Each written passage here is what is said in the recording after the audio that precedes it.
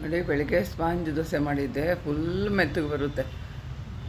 ಈ ಥರ ಮಾಡ್ಕೊಂಡು ನೋಡಿ, ಮೆದು ದೋಸೆ ಎಲ್ಲೆಷ್ಟು ಚೆನ್ನಾಗಿ ಬಂದಿದೆ ನೋಡಿ. ಮುಟ್ಟಿದ್ರೆ ಸಾಕು ಮುರಿದೋಗುತ್ತೆ. ಇಲ್ಲ ಕಡಲೆ ಬೀಜ ಚಟ್ನಿ ಸೂಪರ್ ಕಾಂಬಿನೇಷನ್ ಇರುತ್ತೆ. ದೋಸೆ ಅಕ್ಕಿ ಅಂತ ಬರುತ್ತೆ, ಇದನ್ನಾದ್ರೂ ಹಾಕಿ, ಇಲ್ಲ ರೇಷನ್ ಅಕ್ಕಿ ಆದರೂ ಹಾಕ್ಕೋಬೋದು, ಊಟದ ಅಕ್ಕಿ ಆದರೂ ಹಾಕ್ಕೋಬೋದು. 200 ಗ್ರಾಮ್ ಅಕ್ಕಿಗೆ ಒಂದು 20 ಗ್ರಾಮಷ್ಟು ಅವಲಕ್ಕಿ ಹಾಕ್ಕೋಬೇಕು.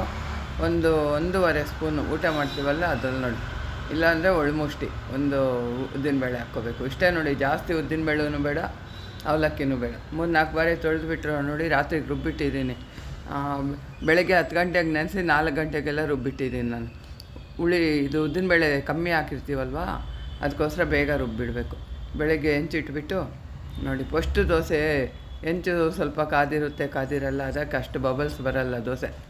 ಎರಡನೇ ದೋಸೆ ನೋಡ್ಕೊಂಡಿರಿ ಎಷ್ಟು ಚೆನ್ನಾಗಿ ಬರುತ್ತೋ ನೋಡಿ. ಫಸ್ಟ್ ದೋಸೆ ತೆಗಿತಾ ಇದ್ದೀನಿ, ಸಾಫ್ಟಾಗಿರುತ್ತೆ, ಆದರೆ ಮೇಲೆ ಉಬ್ಬಿಕೊಂಡು ಅಷ್ಟು ಬಂದಿರಲ್ಲ. ಇವಾಗ ಎರಡನೇ ದೋಸೆಗೆ ಫುಲ್ಲು ಬಬಲ್ಸ್ ಥರ ಬರುತ್ತೆ. ಮುಟ್ಟಿದ್ರೆ ಸಾಕು, ನೋಡೋಕ್ಕೆ ಸಂತೋಷ ಆಗುತ್ತೆ ನೋಡಿ, ಎಷ್ಟು ಚೆನ್ನಾಗಿರುತ್ತೆ. ಇನ್ನು ಬಡಿಸ್ಕೊಂಡು ಕಡಲೆ ಬೀಜ ಚಟ್ನಿ ಜಾಸ್ತಿ ಅದ್ಕೊಂಡು ತಿನ್ಬೇಕು ನೋಡಿ, ಅಷ್ಟು ರುಚಿಯಾಗಿರುತ್ತೆ. ಚಟ್ನಿ ಸ್ವಲ್ಪ ಜಾಸ್ತಿನೇ ಮಾಡ್ಕೊಳ್ಳಿ. ಈ ಮೆದು ದೋಸೆಗಳಿಗೆಲ್ಲ ಚಟ್ನಿ ಎಳೆಯುತ್ತೆ ಜಾಸ್ತಿ, ತುಂಬಾ ರುಚಿಯಾಗಿರುತ್ತೆ. ಮಾಡ್ಕೊಂಡು ನೋಡಿ. ಮಾಡ್ಕೊಳ್ಳೋರು 4 ಗಂಟೆಗೆ ರುಬ್ಬಿಟ್ಕೊಂಬಿಡಿ, ಚೆನ್ನಾಗಿ ಬರುತ್ತೆ.